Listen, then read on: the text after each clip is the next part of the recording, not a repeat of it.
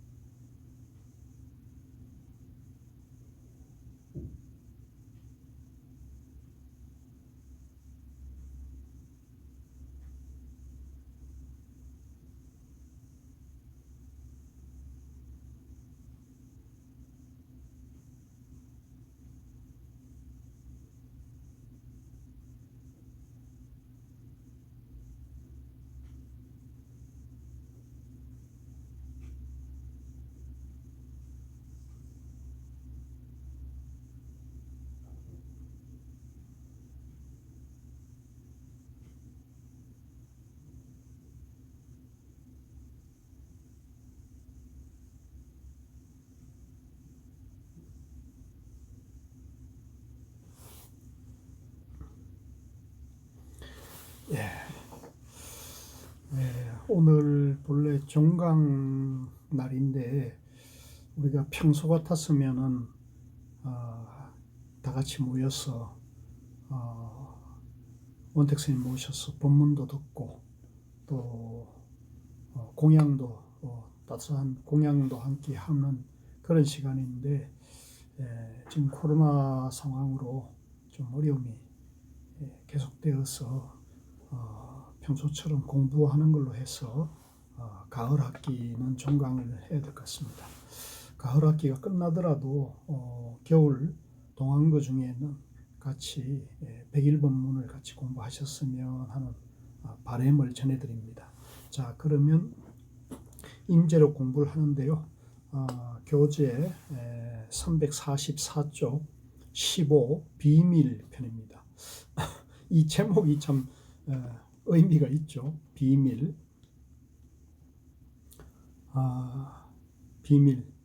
비밀스럽다. 비밀이다. 무슨 뜻일까요? 한번 보겠습니다. 1.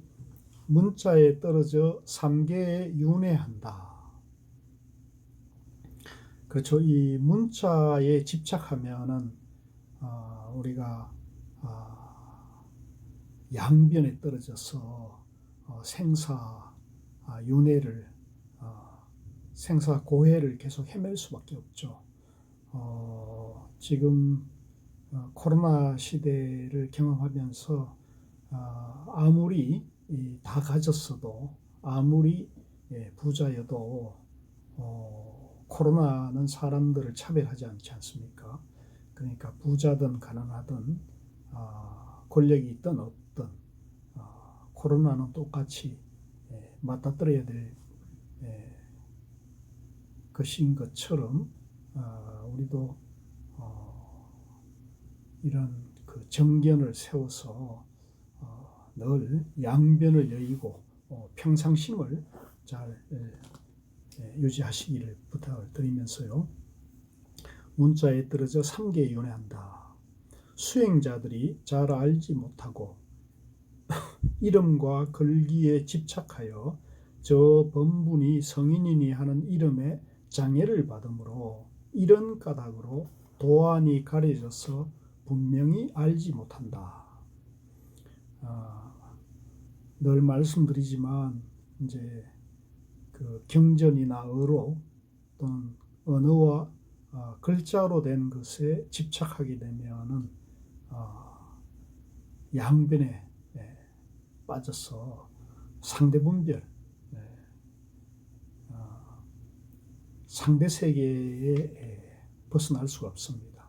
그래서 언어와 문자에 집착을 내려놓고 오직 자기 마음을, 자기 존재 원리를 바로 밝혀서 절대 세계의 정견을 갖추는 것이 대단히 중요합니다. 그래서 이름과 글귀에 집착하여 범분이 성인이니 하는 이름에 양변에 장애를 받으므로 이런 까닭으로 도안이라는 게 이제 정견이죠. 정견이 가려져서 분명히 알지 못한다. 예를 들면 저 12분교는 모두가 어느 문자로 이치를 드러내는 설명에 불과한 것이다. 이제 교학에서 말하는 삼성 12분교를 말하는 겁니다. 수행하는 사람들이 이러한 사실을 알지 못하고 겉으로 드러난 이름이나 글귀에 집착해 아르마리를 내니 이는 모두가 어느 문자에 의지하는 것이라 인과에 떨어져 삼계에서 생사윤회를 면하지 못하게 된다. 이 말씀은 이 본문은 이제 아주 기본적인 그런 내용이 되겠죠. 자, 성철 스님 평석은 좀 건너뛰어 가지고요.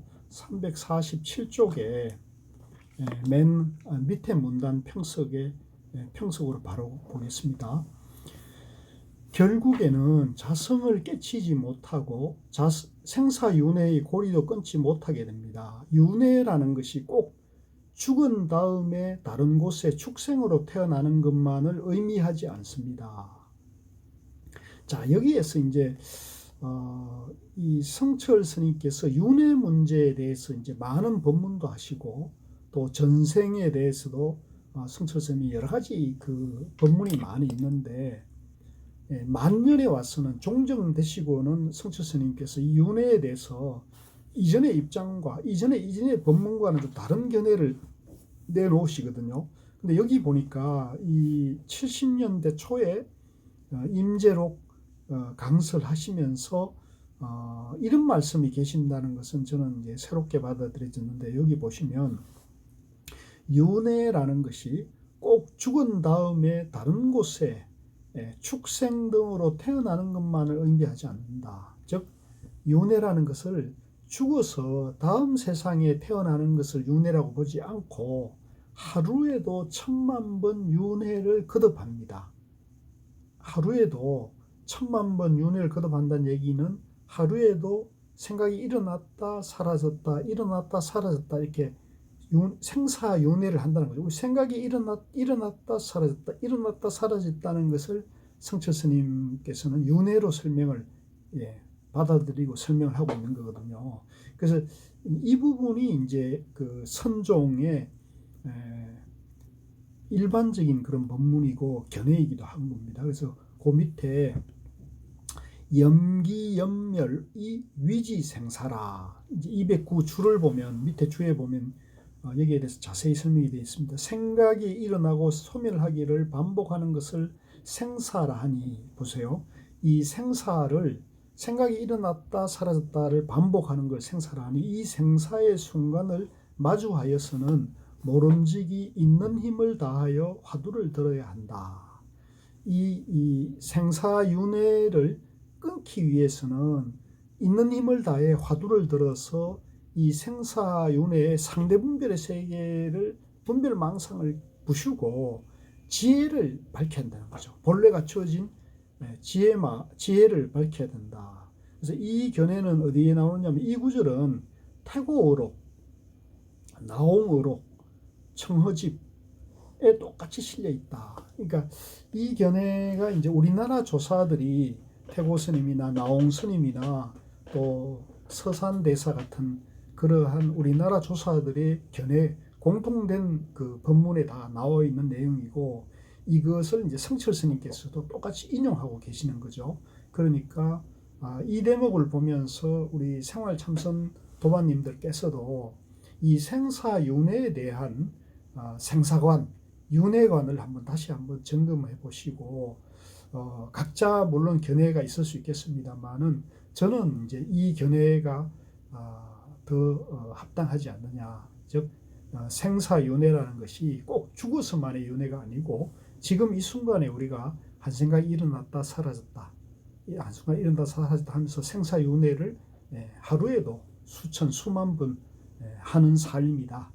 그래서 우리가 바른 생각, 남을 배려하고 존중하고 너와 나가 둘이 아니다는 정견의 생각에서는 그 자리가 극락이 되고 평상심이 되고 중도가 되지만, 불법의 지혜가 되지만, 남을 미워하고 차별하고 억압하고 핍박하고 욕하고 헐뜯게 되면은 결국은 그 마음이 바로 지옥이 되고 짐승이 되고, 그렇게 해서 짐승으로 태어나기도, 저 짐승 같은 놈, 저 아수라 같은 놈, 저 지옥에 갈 놈, 이렇게 하면은 이제 그 사람도 지옥에 가고 자기도 지옥에 가는 거죠. 그래서 우리가 이제 그 생사윤회라는 것을 꼭 죽어서 그게 아니라 우리 현실에서 바로 생사윤회를 한다는 것을 성철 스님께서도 지금 역설하고 계시기 때문에, 그러니만큼 우리가 일상생활에서 보고 듣고 말하고 행동할 때 이런 바른 업을 짓는 것이 대단히 중요하다는 것을 다시 한번 상기가 돼야 될 것 같습니다. 생각이 일어났다 사라졌다 하는 이것이 바로 생사를 윤회하는 바로 그것이니, 말하자면 무한한 윤회입니다. 무한한 윤회입니다. 자, 이것을 이제 특별히 한번 짚어드렸고, 우리 도반님들께서도 이 부분에 대해서 분명하게 자기 견해를 잘 정립하시는 것이 좋겠습니다. 자, 그 다음에 448 2. 찾으려 하면 더욱 멀어지고 구하려 들면 더욱 어긋나 버린다. 이게 이제 비밀 얘기인데요. 그대가 만약 나고 죽음과 가고 머무름을 옷 입고 벗듯이 자유롭기를 바란다면 지금 당장의 법문을 듣고 있는 그 사람을 알아야 한다. 내가 누군지를 알려면, 그죠? 법문 듣고 있는 그대 자신을 알아야 된다. 이 사람은 형상도 없고 모양도 없으며 실체가 없다는 거죠. 뿌리도 없고 근본도 없으며 어디에도 머무는 것도 없어서 응무소주죠. 활발하게 약동하고 있으니, 자, 이제 우리 본래 그 자리는 항상 활발하게 약동하고 있으니 모든 방편의 시설은 작용하되 그 자취가 없다. 그런 까닭에 그를 찾으려 하면 더욱 멀어지고 구하려 들면 더욱 어긋나 버리니 이것을 비밀이라고 한다.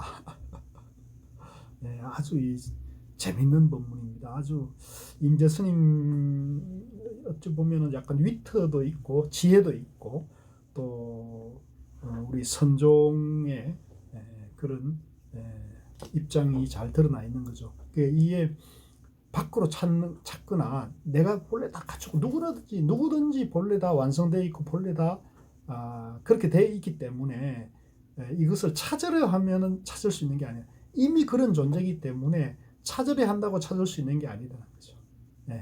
이게 누구든지 그렇게 됐기 때문에 이제 이걸 이제 모르면 이제 비밀이 되고 알아도 비밀이죠. 알아도 비밀이고 몰라도 비밀인데 알면은 이제 자기 존재 원리를 알아서 당당하게 활발하게 수처작주 입처기진하는 평상심하는 그런 자유자재한 삶을 누리는 거고 모르면은 이제 이걸 찾으려 하는 거죠. 찾으려 하면 더 멀어진다는 거죠. 찾으려 하면 더 멀어지고 구하려 들면 더 어긋나 버린다.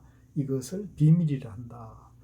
이 아주 멋진 본문입니다. 여기에 대해서는 뭐 성철 스님 본문을 따로 지금 시간도 그렇고 해서 생략하고 바로 넘어가도 되겠습니다. 자, 350에 3. 인생이 무상하니 시간을 아껴라. 이 참 저는 요즘 이 생각이 좀 더 절실한데요. 수행자들이여, 그대들은 이 꿈 같고 헛개비 같은 허망한 몸뚱이가 실제 하는 것으로 잘못 알고 집착하지 말라. 이제 이 꿈 같고 헛개비 같은 이 몸뚱어리가 실체가 있는 것으로 착각하지 말고 집착하지 말라.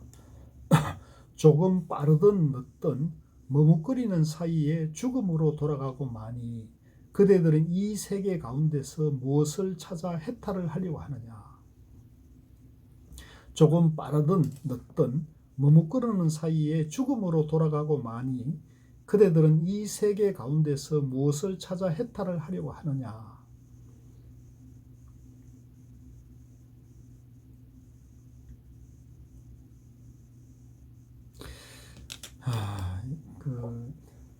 이제 밖으로 찾을 것이 아니다. 이제 우리가 본래 다 갖춰져 있다는 거죠.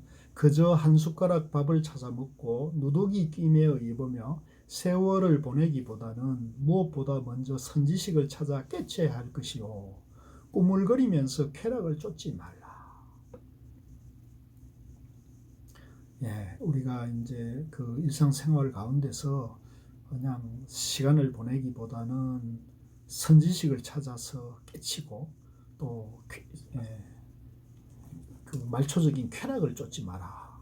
시간을 아껴야 한다. 한 생각 한 생각이 죽음에 이르는 길이니 우리가 사실은 그 태어날 때부터 우리는 사실은 죽음을 향해 달려가는 그런 삶이지 않습니까?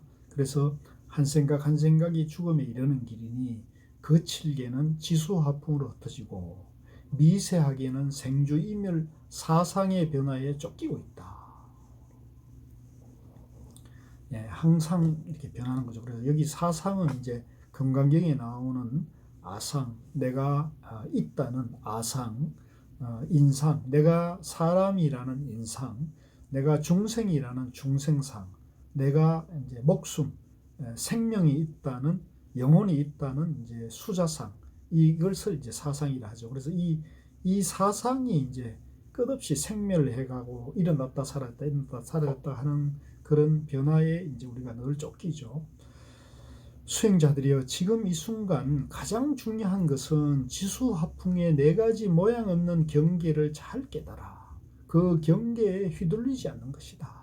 이 사상의 변화에 내가 있다거나 내가 중생이라거나 내가 사람이라는 또 내 영혼이 있다는 그런 경계에 항상 이렇게 양별에 빠지게 되면은 이제 우리가 그 경계에 휘둘려서 좋고 나쁜 마음, 행복과 불행이 오락가락하게 되죠. 그래서 이 사상의 경계가 전부 실체가 없고 연기고 무하다라는 중도 정견을 세우면은 우리가 이제 바로 자유자재할 수 있고 그것이 우리의 본래 그 자리다. 그래서 인생이 무상하니 그 깨달음에 자기 본성을 바로 돌아가고 본성을 바로 깨치는 그 길로 가야 한다.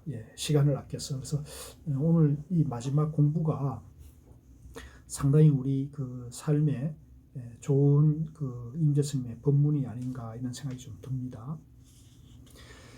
자, 그 성철스님 평석은 이제 거기에 대한 성철스님 견해니까요. 그거는 뭐 한번 읽어 보셔도 되지 않을까 싶고요. 그 다음에 353쪽에 수자 5개. 그러니까 요 지금 원래 이제 이 성철스님 임재록 평석은 요 수자 5개를 마치면서 그 성철스님께서 임재록 그 평석 강의 법문을 마쳤거든요. 그래서 저희도 이 뒤에는 이제 사실은 성철스님 평석은 없고 제자들이 원택스님이 번역만 해놨는데 이 내용 중에 다 살펴볼 수도 없고요. 그래서 몇 가지 중요한 대목만 제가 짚어서 같이 보도록 하고, 오늘 중점적으로 하는 것은 여기까지 공부를 하고 요 성철스님의 수자 5개를 한번 살펴보는 걸로 해가지고 공부를 이렇게 정리하는 수순으로 가도록 하겠습니다. 자, 353쪽에 수자의 5개 보겠습니다. 오늘은 좀 다른 얘기를 해보겠습니다. 비밀처를 알아차리고 참으로 대해탈도를 성취하여 시방법계에 무해자재한 사람이 되려면 어떻게 해야 하는가 하는 이야기입니다. 첫날 만날 말만 하고 앉아 있어봐야 아무 소용이 없습니다. 입은 밥 먹는 데 도움이 될 뿐 말로는 이룰 수 있는 일은 없습니다. 밥 얘기한다고 배가 부릅니까? 육조 해능 스님도 세상 사람들 하루 종일 입으로 반야를 외지만 자성의 반야를 모르니 마치 밥 얘기해도 배가 부르지 않는 것과 같다. 이거 했습니다. 이 말씀은 이제 당경에 나오는 말씀인데요. 결국은 실제로 밥을 먹어야 하듯이 실제로 공부를 해야 됩니다. 이제 이러한 표현은 이제 선종의 선사들이 자주 쓰는 표현이죠. 이 선의 특색, 본색을 드러낼 때 아무리 밥 얘기를 첫날 만날 해봤자 배부르지 않듯이 밥을 한 숟가락 딱 지어 먹어보는 그것이 바로 선이다. 체험이죠. 이 체험과 어떤 생각의 세계, 이론의 이치의 세계에는 이제 다른 길이라는 거죠. 그래서 그걸 지금 이렇게 표현하고 있는 거죠. 몇 해를 총림에 왔다 갔다 하면서 살기도 하고 공부하는 사람을 내가 많이 봤는데 실제로 공부하는 사람은 참말로 눈에 잘 띄지 않았습니다. 여실히 공부하는 사람이 잘 안 보이더라는 말입니다. 그리고 흔히 와서 하는 말들이 이러합니다. 저는 화두 공부 시작한 지는 얼마 안 됐는데 공부가 잘 안 됩니다. 어찌 해야 됩니까? 그래서 공부를 하는데 공부가 안 될 턱이 있나? 공부를 안 하니까 공부가 안 되는 것이지, 공부를 열심히 하는데 공부가 안 된다고 하는 것은 맞짱 거짓말이야 하고 말해 주었더니 이제부터 열심히 공부하겠다고 다짐을 했습니다. 그러기에 내가 너 공부하는 방법은 잘 모르지, 공부하던 좋은 방법을 내가 가르쳐 줄 테니 한번 해볼 테냐 하고는 참선 공부하는 사람한테 5개를 일러준 적이 들어 또 있었습니다. 어떻게 하면 공부를 잘할 수 있을까 하는 방법입니다. 그렇지만 이것 또한 쓸데없는 헌일이라는 생각도 들어 합니다. 왜냐하면 5개를 실제로 여러 번 수백 명한테 일러줘 보았지만 제대로 실천하는 사람은 한 명도 보지 못했습니다. 그렇지만 어찌하겠습니까? 그래도 공부를 잘하려면 어떻게 해야 되나 하는 것을 일러주기는 해야지요. 실천하고 안 하고는 자기한테 달린 것이니까. 여기 이제 지금부터 말씀드리는 수자 5개는 이제 성철 스님께서 총림의 방장으로 계실 때 참선하는 수자 스님들이 공부를 어떻게 하면 잘할 수 있느냐고 이제 여쭈니까 여기에 대해서 이제 진심으로 공부를 해라 이런 말씀을 하시면서 5가지 이제 지침을 주신 거라는 겁니다. 이거는 이제 다시 새기자면 우리 제가 생활인들이 아니고 수자 전문적인 참선 수행자인 출가 수행자 스님들에게 준 얘기라는 것을 이제 참조를 하시고요. 첫째, 얘기하지 마라. 얘기하지 마라. 말하지 말라는 거죠. 말하지 말라는 것입니다. 참선하는 사람한테는 인정이 비상이 됩니다. 이제 사람 간의 정이 독이 된다는 거죠. 서로가 싸움을 한 사람처럼 지내야 됩니다. 서로 인정을 베풀고 친하게 지내면서 여기서 속닥 저기서 속닥 얘기하게 되면 얘기하는 그때 화두가 있던가요? 그렇게 하면 화두를 놓치고 맙니다. 화두를 놓치고 무슨 공부가 되겠습니까? 공부하는 데 있어서는 말하는 것이 제일 방해가 됩니다. 그러므로 첫째는 무엇보다 말을 해서는 안 됩니다. 말하자면 아주 벙어리가 돼요. 제 아무리 급하고 무슨 어려운 일이 있더라도 입 딱 다물고 화두만 들어야 합니다. 이제 말하지 말라는 얘기죠. 말하면은 이제 화두 공부가 안 되니까 오직 이제 화두를 참고하라. 그래서 묵언을 이제 강조하고 있는데요. 실제 이제 제 경험으로도 화두 삼매가 돼서 공부가 잘 될 때 말을 딱 하는 순간에 이제 탁 깨지는 걸 저도 경험을 했거든요. 그래서 우리가 이제 수련 집중 수련 갔을 때는 이제 가능하면은 이제 말을 하지 않고 오직 이제 화두만 집중, 화두만 이제 몰입하는 그런 습관을 들이는 게 참 좋아요. 묵언하고 화두만 들라 하면 다들 어렵다고 합니다. 말을 하지 않고 어떻게 사냐고들 합니다. 옛날 조주스님도 이런 말을 했습니다.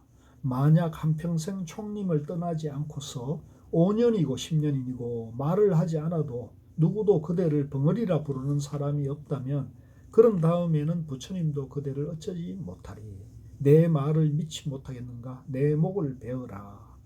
그러니까 우리가 총림에서 떠나지 않고 5년 내지 10년 말하지 않고 공부하게 되면은 도를 성취한다 이런 말씀이죠. 짧게는 5년, 길게는 10년 묵언하고 공부를 해도 견성을 못하거든 내 목을 베어도 좋다고 했어요. 이것은 거짓말이 아닙니다. 공부하는 데는 얘기하는 것이 제일 큰 설비상입니다. 독입니다. 5년이고 10년이고 딱 결심을 하고 어떻게든 말 안 하고 화두 공부만 부지런히 하는 사람을 나는 아직 보지 못했습니다.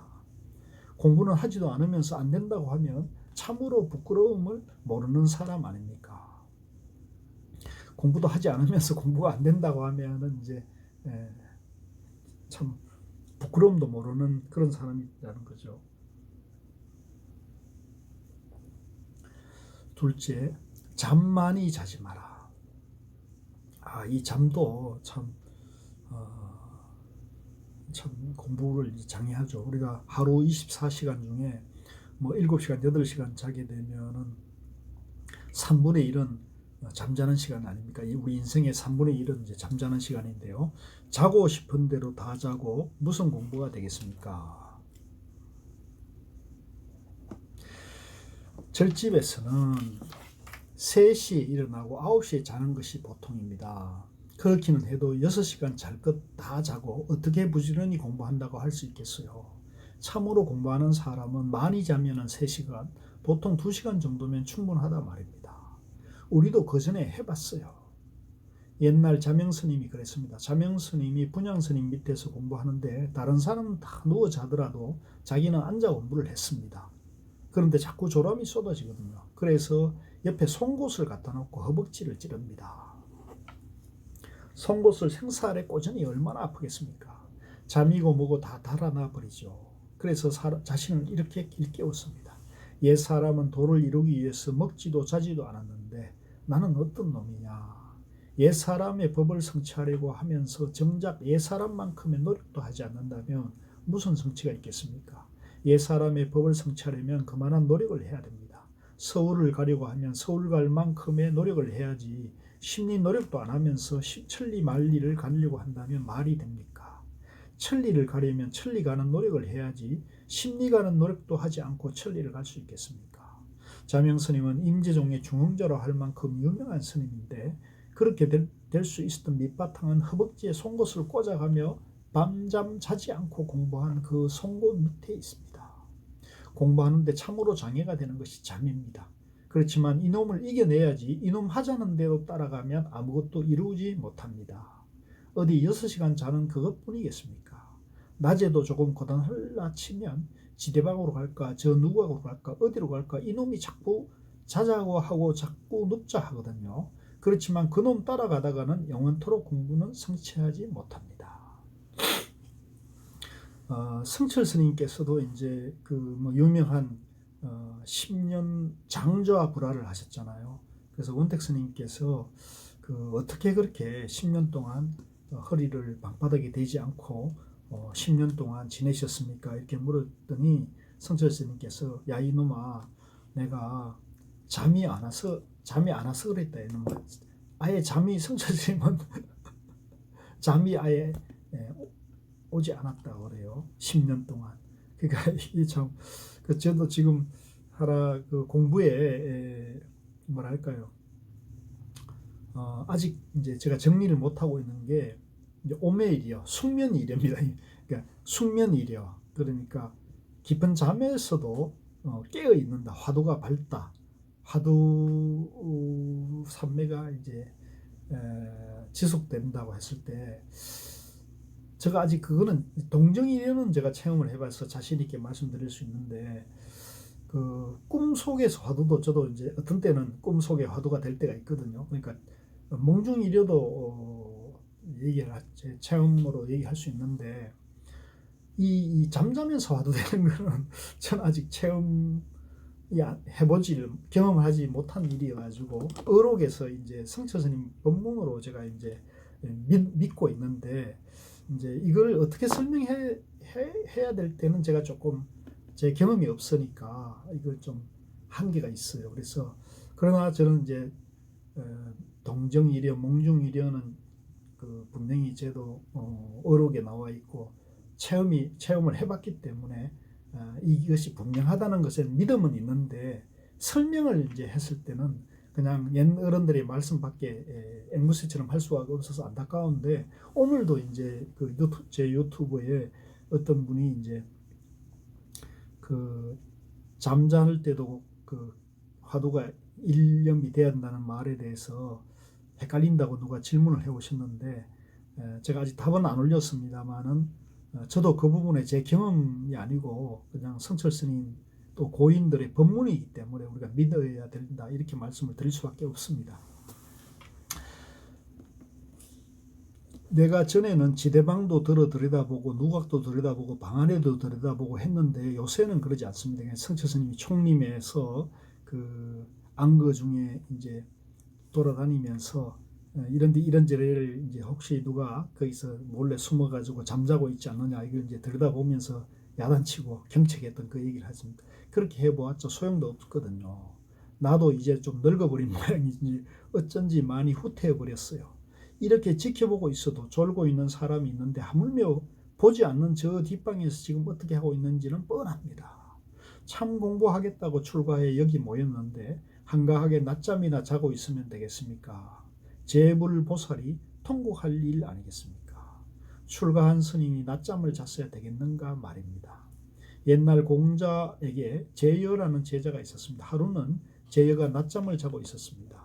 그래서 옆에 다른 제자가 낮잠 자는 제여를 깨우려 하니 공자가 말합니다. 병 중에 게으름이 가장 큰 병인데 낮잠이나 자는 사람을 어떻게 사람이라고 지도할 수 있겠느냐. 그리고 또 분토지장은 불가오야라. 213 줄을 보면요. 음란한 행위를 하면서 선을 닦는 것은 모래를 쪄서 밥을 짓는 것과 같고, 살생하면서 선을 닦는 것은 제 귀를 막고 소리 지는 것과 같고, 도둑질을 하면서 선을 닦는 것은 새는 그릇이 가득 차기를 바라는 것 같고, 거짓말하면서 선을 닦는 것은 똥덩어리로 향을 만든 것 같으니 설령 지혜가 많더라도 모두 마구니가 될 뿐이다. 이거는 이제 성가기감에 나오는 말씀인데요. 이거는 이제 되지 않는 일을 되게 하려고 하는 것을 말하는 거죠. 이것은 저 성가기감의 각분 위향, 어떻게 똥덩어리를 깎아 향을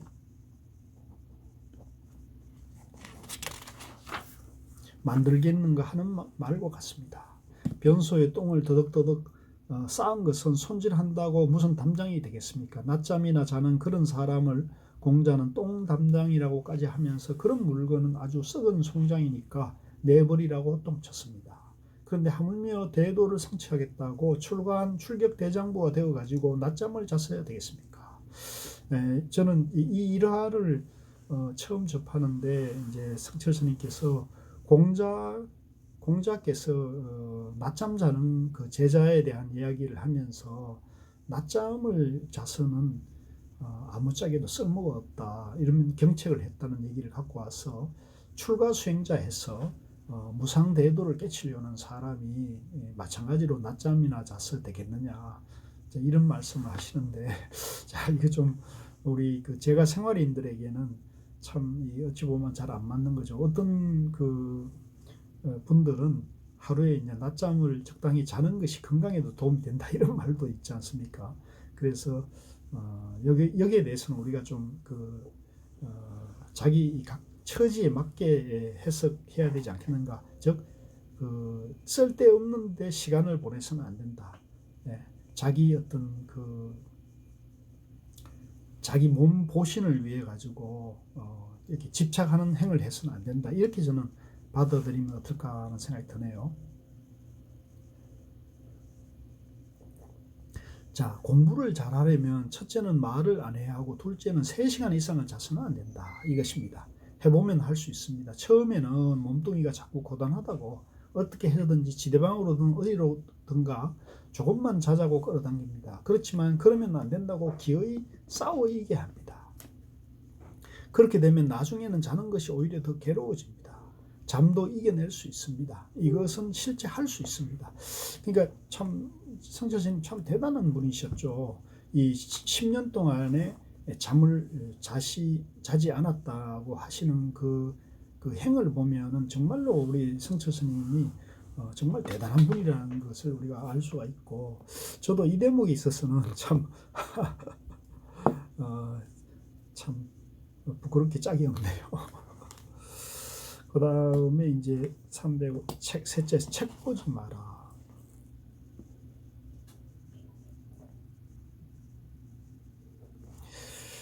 스님은 책을 보시며 이것은 무슨 본문이고 저것은 무슨 본문이라고 말씀하시면서 왜 책 보지 말라고 하느냐 하는 사람도 있을 것입니다. 하지만 이것은 임시방편으로 하는 것입니다. 공부의 근본은 자성을 깨치는 것, 견성에 있습니다. 책을 보고 아르마리를 내는 것이 견성에는 큰 방해가 됩니다. 그래서 책 보지 말라고 하는 것입니다. 아마도 누군가는 내게 스님은 책을 서고에 잔뜩 쌓아놓고 보면서 남에게는 책 보지 말라고 한다고 불평할 것입니다. 실제 이제 그 고우 스님께서 들려준 일화인데요. 성철 스님 총리 방장으로서 이제 법문을 할 때 그 법문 아래 법문을 듣는 분이 성철 스님 사형인 지효 스님이라는 분이 이제 그 성철 스님 출가를 먼저 하시고 성철 스님보다도 출가를 먼저 해서 사형이 계신데 그 사형이 성철 스님 법문을 듣고 있었다는 거예요. 그런데 그분이 그리고 그 옆에 그 향곡 스님, 성철 스님하고 동갑이면서 이제 같은 도노법의 입장을 가졌던 향곡 스님, 지금 이제 우리 그 종정 진제 대종사에 서성되는 향곡 스님이 이제 그 법문을 같이 듣고 있었는데 그 향국 스님이 이제 이 법문을 듣고 책 보지 마라는 법문을 듣고는 이렇게 말씀하셨대요. 저 위에 백년암 저 서고에 있는 책 그거 다 불사질러 버려야 되겠네. 이제 이렇게 법문을 성철 스님 법문이 딱 떨어지자마자 이 향국 스님이 이렇게 확 내질렀다는 거예요. 그랬더니 성철 스님이 그 말씀을 딱 듣자마자 연꽃은 물 위에 있어도 물에 젖지 않는다네. 이렇게 말을 했다는 거예요. 그러니까 그 자리 그 모습이 밑에서 이제 야지를 약간 그 진담 반, 농담 반으로 약간 야지를 하는 거지. 저 위에 백년암 장경각에 있는 책을 다 불사질러 봐야겠네 이렇게 하니까 성철스님이 그 말을 바로 받아서는 연꽃이 물 속에 있어도 물에 젖지 않는 법이라네 이렇게 하면서 받아쳤다는 거예요. 그러니까 고우스님께서는 그 모습을 보고 도인들끼리 이제 서로 문답을 하는 건데 그 모습이 그렇게 참 좋아 보였다는 말씀이 있거든요. 그래서 이제 그 얘기를 하는데요. 내가 서고에 책을 쌓아놓고 있는 것은 맞지만 누구든지 내가 보는 책을 좀 보자고 하면 나는 절대로 보여주지 않습니다. 내가 무슨 도서관 주인인가요? 아무리 조사 의록이고 부처님 법문이라 하더라도 화두 공부하는 데는 방해됩니다. 아무리 임재 기록이 좋다 하지만 임재록 읽어볼 때 화두 있습니까? 그러니 화두 드는데 방해되는 일은 하지 말아야 합니다. 화두 공부에서 참으로 견성을 하고 싶거든 자성을 바로 깨치고 마음을 바로 보고 싶거든 아무리 좋은 법문 좋은 의록이라도 책을 봐서는 안 됩니다. 왜냐하면 화두 공부하는데 방해되니까 그렇습니다. 말 안 하기 잠 안 자기 그것은 좀 쉬운데 책 안 본 것이 제일 어렵다고 하는 사람을 내가 들어봤습니다. 책이라는 문자라는 병에 들리면 고치기가 참 어렵습니다. 게다가 요새는 신문 소설뿐만 아니라 온갖 것이 다 선방에도 들어오고 강당에도 들어오고 있습니다. 볼라치면 무슨 우습지도 않은 게 다 있어요. 옛날에는 강원이나 선방을 돌아다니며 불시에 검사도 했습니다. 그래 둘러보면 유행가 책이 없나 연애소설이 없나 온갖 것이 다 있습니다. 참말로 참선하는 사람에게는 경전도 의록도 방해가 되는데 하물며 신문이니 잡지니 소설이니 이런 것이야 더 말할 것이 뭐 있겠습니까? 이 대목을 우리가 이제 유념해야 되는데요. 실제 저는 이제 법정스님 같은 분도 이제 그 열반에 드시면서는 당신의 이제 모든 저서를 그 절판해라, 폐기해라 하셨는데 그런 거 이 성철스님 법문에 영향을 좀 받았다고 저는 나름대로 해석을 그래 하고 있습니다. 넷째, 음식에 조심하여 적게 먹어라. 과식하지 말고 간식하지 말라 이것입니다. 사람의 육신이라는 것은 영양 공급을 해주지 않으면 기운이 없어 공부를 못합니다. 그렇죠? 영양을 공급해주지 않아도 안 되지만 조금이라도 영양이 과하면 오히려 역효과가 생깁니다. 밥이라도 한번 많이 먹어 놓으면 그만 졸리고 기운이 없어 공부가 안 됩니다. 그래서 옛날 스님들도 식자적기라 하여 먹는 것은 허기를 면할 정도로 또 기운을 유지할 정도로 조금만 먹어야지 절대로 과식하면 안 된다고 했습니다. 양생법으로 오래 살고 싶으면 많이 먹지 말라고 합니다. 오래 사는 사람 치고 많이 먹는 사람 없습니다. 누구든 오래 살고 싶지 얼른 죽고 싶지 않은 사람이 어디 있겠습니까? 그런데 살긴 오래 살고 싶다고 하면서 먹기는 많이 먹고 싶다 합니다. 그것은 말하자면 얼른 죽고 싶다고 하는 것과 똑같습니다. 또 삼시세끼는 그런 대로 조금씩 먹지만 간식을 많이 한다면 이것도 잘못입니다. 요즘 사람들을 보면 음식이 조금이라도 입맛에 맞지 않거나 부족하다 싶으면 눈에 불을 켜고 간식을 찾기 일쑤입니다. 내가 한 30년 전 어디서 본 수자인데 섣달 검은날 떡국을 끓이더니 정말 큰 바리대에 떡국을 한가득 담아서 그것을 다 먹어 치웁디다. 죽으려 환장을 했나 싶을 정도로 먹더라는 말입니다. 다 먹고는 배가 이렇게 불러가지고 씩씩거리면서 그만 지대방에 들어 누워요. 저거 배가 터지면 어쩌나 싶었는데 그래도 배가 터지진 않았지만 그래 놓고 공부 안 된다고 말합니다. 많이 먹어 배가 불러 죽을 지경인데 화두가 무슨 화두겠어요. 그러면서 공부 안 된다고 하면 그게 말이 됩니까? 그리고 또 어떤 스님들은 스님이 낙이 뭐 따로 있나, 우리가 술을 먹나 고기를 먹나 여자를 보나 자식이 있나 말이야. 그러니 먹는 것이라도 좀 잘 먹어야지. 우리가 먹는 날 말고 뭐가 있어. 그런데 그 먹는 자유를 못 누리게 해. 이런 식의 말을 하기도 합니다. 그렇지만 먹고 싶어 안달하는 그 마음을 따라가면 그만 화두는 멀리 달아나 버리고 없습니다. 화두가 없는데 무슨 공부라고 할 수 있겠습니까? 내가 항상 말하지 않습니까? 우리가 살기 위해 먹는 것이지 먹기 위해 살지 말아야 한다고 말입니다. 예전에는 이런 일도 있었습니다. 어떤 수자가 공부가 안 된다고 하기에 내가 이 5개를 일러줬습니다. 그랬더니 그 수자가 하는 말이 적게 먹기는 좀 어려운데 하면서 어물거립니다. 어려워도 해야 하지 않겠느냐고 내가 다그치니 그때서야 열심히 실천해 보겠다고 했습니다. 그렇게 약속하고 한 대여새는 5개를 열심히 지키면서 공부를 좀 하는 모양이었어요. 어떻게 하나 싶어 가만히 지켜보았거든요. 그런데 하루는 사중에서 가마솥을 내걸고 국수를 삶고 있는데 그 수자가 거기서 한참 넛을 놓고 쳐다보더니 그만 참지를 못하고 달려들어 허겁지겁 먹는 것을 내가 봤어요. 그 수자가 국수를 퍼먹다 문득 고개를 들었는데 나를 발견한 모양입니다. 멋쩍어 얼굴을 붉히면서도 국수는 그대로 입에 가득 넣은 채 나를 쳐다보니 무슨 변명을 한마디는 해야겠다고 생각한 모양입니다. 그 수자가 이렇게 말을 해요. 스님요, 마을 사람들도 어떻든지 자식 입에 음식 들어갈 때 보기 좋다고 하던데 스님도 우리 입에 음식 들어가는 게 참 보기 좋지요. 방정스님은 우리 부모 아닙니까? 한 대서 참았으니 배는 고프고 그런데 간식 먹지 않기로 약속은 하였으니 나한테 미안거든요. 그 수자는 사람은 참 좋은데 먹은 것을 그렇게 못 참고 탐을 낸단 말입니다. 그래서 내가 옛기 이 도둑놈 저놈 쫓아내라. 저놈이 나하고 약속을 했으니까 저놈 쫓아내. 저놈 국수 그릇 뺏으라. 이렇게 호되게 혼을 내주고 말았습니다. 과식하지 말고 간식하지 말라고 한 것은 지키기가 그렇게 어려운 모양입니다. 그렇지만 아무리 어려워도 공부에 방해되는 건 하지 말아야지요. 공부도 하고 건강도 잘 관리해 오래 살려면 삼시세끼 적게 먹고 간식을 삼가야 합니다. 의학적으로도 건강하고 장수하는 비결은 적게 먹는 데 있다고 합니다. 돈 아끼려고 해인사 살림살이 줄까봐 걱정해서 하는 말이 아니라는 것을 다들 알 겁니다.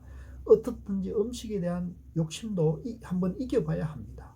물론 당장에 완벽하게 이기려고 하다 보면 그것 때문에 병이 날 수도 있습니다. 먹고 싶은 것을 참으면 오매불망 먹는 것만 생각하는 병이 나서 공부를 더 못할 수도 있습니다. 며칠에 한 번씩 늘 국수를 먹던 사람이 그것을 갑자기 못 먹게 되면 국수만 눈앞에 어르거리고 화두는 떨어져 나가고 맙니다. 국수 생각에 국수가 화두가 되어버리거든요. 그러니까 국수 화두, 떡 화두가 되지 않도록 잘 조절해 가면서 먹는 것에 대해서도 한번 이겨봅시다. 이 참 먹는 거 참 이게 절제하기나 이게 참 어렵죠. 실제 특히 요즘 같이 이제 좀 그 생활이 풍족해지고 하면은 이 맛집 찾아다니고 그죠. 맛있는 음식과 맛없는 음식을 자꾸 차별하고 또 항상 그 고급지고 비싸고 좋은 것만 먹으려 하지 않습니까? 그런데 이 음식도 이렇게 차별하고 또 좋은 것, 맛난 것만 입에 길들여지면은 이제 화두 공부에 불교 수행에 이제 장애가 된다. 그래서 부처님께서는 이제 일종씩 하루에 한 끼만 드셨고 또 그 음식을 차례대로 7집을 탁발해서 주시는 음식을 그대로 다 드셨잖아요. 그래서 우리도 이 음식을 차별하지 않는 거, 그죠? 음식을 함부로 먹어서도 안 되지만 또 욕심을 넣으면은 이제 공부가 이제 장애가 된다. 그래서 소욕지족이란 말이 저는 참 좋은 것 같아요. 그냥 맨밥에 김치 한 조각, 고추장이나 된장 한 그릇에도 나물 반찬에도 그 공부에 영향이 되는 약으로 생각하고 그렇게 이제 맛있게 맛이 있다 없다 보다도 약으로 드는 그런 자세가 저는 좋지 않겠냐 하는 생각이 들고, 물론 이제 맛집 가서 맛있는 거 먹는 거를 이불로 피할 필요는 없겠죠. 자, 362 마지막 5제는 돌아다니지 마라. 요새는 그래도 결제 중에 돌아다닌 수자가 많지는 않습니다. 그전 해방 직후에는 해방됐다고 선빵도 완전히 해방돼 버렸는지 한동안 결제고 해제가 없었습니다. 이 참 재밌는 얘기죠. 해방 뒤에는 그 광복 뒤에는 선방도 해봐야 됐는지 결제 해제 없이 그냥 선방 생활을 했다는 거죠. 그 전에 서감 스님도 이제 서감 스님은 그 계율을 그 중시하는 율사이면서 선방에 그 청정한 그런 수행자였어요. 그때는 결제해 놔도 결제할 때 사진 딱 찍어 놓고 뭐 그것뿐이야. 여기저기로 다 나가고 선방이 텅 비어버려서 하고 한 적이 있잖아요. 그래도 요즘은 조금 정리가 되어 결제 살림 중에는 나가서는 안 된다는 생각을 다 가지고 있어서인지 예전부터 많이 돌아다니지는 않는 것 같습니다.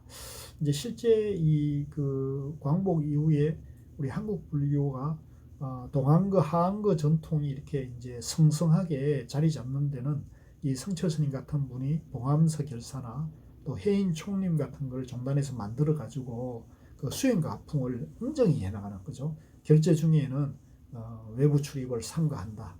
그걸 딱 규율을 정해놓고 그걸 어기게 되면 이제 뭐 퇴왕 조치한다든가 이런 식으로 그 선종 청림의 청규 전통을 이제 다시 되살린 거죠. 그런데 해제만 했다 하면 막 달아나 버리거든요. 정말 많이 봤습니다. 걸망 짊어지고 뭐가 그리 바쁜지 비가 짱태같이 오는데도 해제했으니까 가겠다고 빗속에 뛰어가는 것입니다. 그래서 내가 그렇게 말한 적이 있습니다. 저 수자 참 장하다. 우리는 저 사람 보고 절을 해도 모자란다.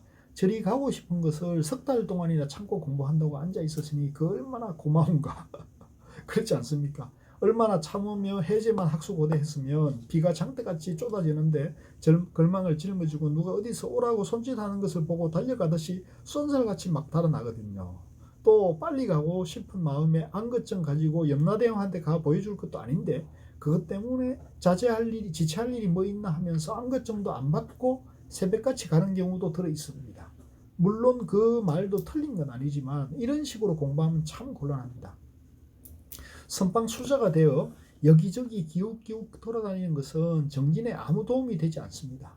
어느 선방 어느 토굴이 명당이어서 그곳에 가 정진하면 힘을 얻을 수 있다느니 하는 말에도 미혹되면 안 됩니다. 배울 만한 선지식이 있는 그곳이 명당일 뿐 다른 명당이 없습니다. 예, 성철 스님 표현이 아주 멋지네요. 선지식이 있는 그곳이 명당일 뿐이지 또 다른 명당이 없습니다. 뭐 첫째는 얘기하지 마라. 둘째는 잠 많이 자지 마라. 셋째는 책 보지 마라. 넷째는 음식을 적게 먹어라. 다섯째는 돌아다니지 마라. 이제 이 5가지 모두는 차치하고 한두 가지라도 어려워들 하는 모양인데 이것도 지키지 못하면서 공부가 되니 안 되니 하는 것은 어불성설이요. 그런 사람은 수행할 자격도 없습니다. 노력 없는 성공이 어디 있겠습니까? 서로 친할수록 또 인정이 많을수록 공부에는 방해가 되니까 서로 싸움한 것 같이 얘기하지 맙시다. 수말을 조복하지 못하면 공부를 이루지 못하니 어떻든지 노력해서 3시간 그것도 안 되면 4시간 이상 자지 맙시다. 책에 매달리지도 맙시다. 전에 지월 스님이 윤화소임을 볼 때는 편지도 못 보게 했습니다. 음식을 적당히 먹고 간식하지 맙시다. 국수화두, 떡화두가 되지 않을 정도로 간식은 조금씩만 하고 오로지 먹기 위해서 사는 사람이 되지는 맙시다. 살림 중에는 당연하고 해제하더라도 돌아다니지 말고 5계를 지키고 공부를 부지런히 합시다. 지금 당장 수자 5계를 완전히 지키지는 못할지라도 적어도 우리가 노력은 한번 해봅시다. 성철 방장스님께서 1년 6개월여 걸쳐 하신 임재록 강의는 1975년 8월 21일 하안거 해제일에 마치게 됩니다. 수자 5계는 이미 다른 책에도 소개되어 있습니다만 이곳에 다시 수자 5계를 실은 것은 임재록 법문 마지막 날에 수자 5계를 당부하신 성철 스님의 간절한 마음을 전하기 위해서입니다.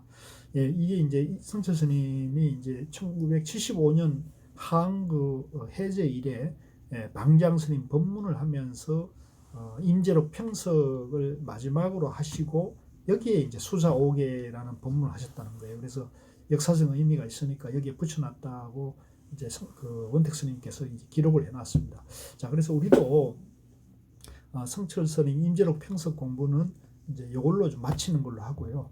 이 뒤에 몇 가지 이제 뭐 그 373쪽의 대장부, 19대장부라든가 또 살불살조라는 406쪽에 살불살조 법문이라든가 이 아주 유명한 법문이 있거든요.